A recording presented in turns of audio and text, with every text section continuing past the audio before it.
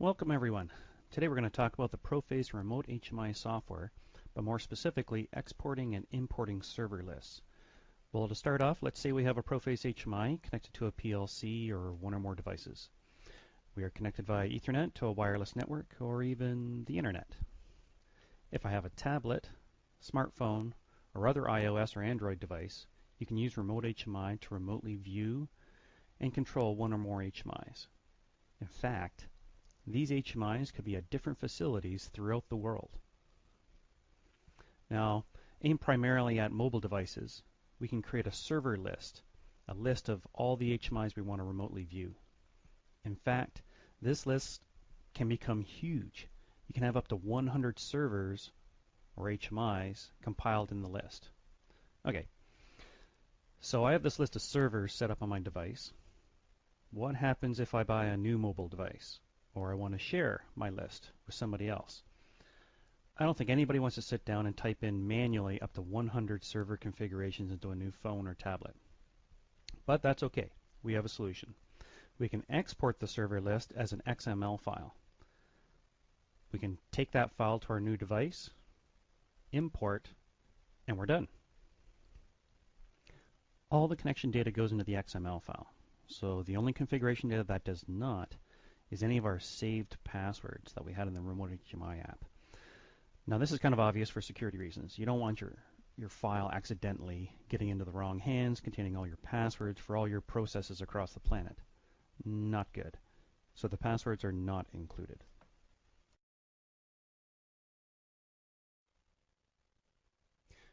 So here we are with my iPad showing on my desktop. I'm using the Apple AirPlay functionality to be able to bring this up and show it on the screen. If I want to go ahead and export this list of HMIs I've got configured here, I can go export, and there it is. It just created the XML file for me. So now, the only problem with iPads is trying to get the file off of them. You can either download a program which can browse the files on the iPad, and then I've never found it very easy, but get that file off the iPad somehow. But the easiest way is to go to your iTunes.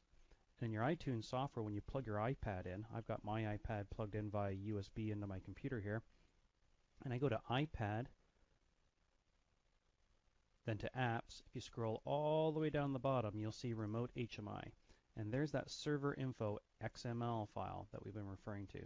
Now this is live with the iPad, so if I actually click on this file, I hit the delete key on my computer to delete that file, it's gone.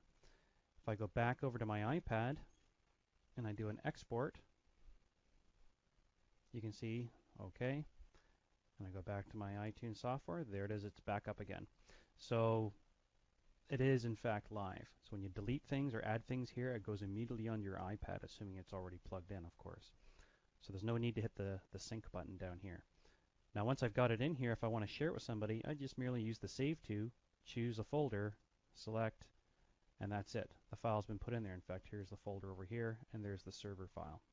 Now obviously when I want to bring that file back in, I can just follow a similar process. If I want to, I can delete the file that's already there, hit the add, choose the file, maybe somebody gave me this file, open, it's already onto my unit, and to prove that I can bring that in, I can go ahead and delete my units that are on here, delete, delete, and I can go ahead and import this time. Am I sure I want to do this? Okay, and boom, the files are back in. So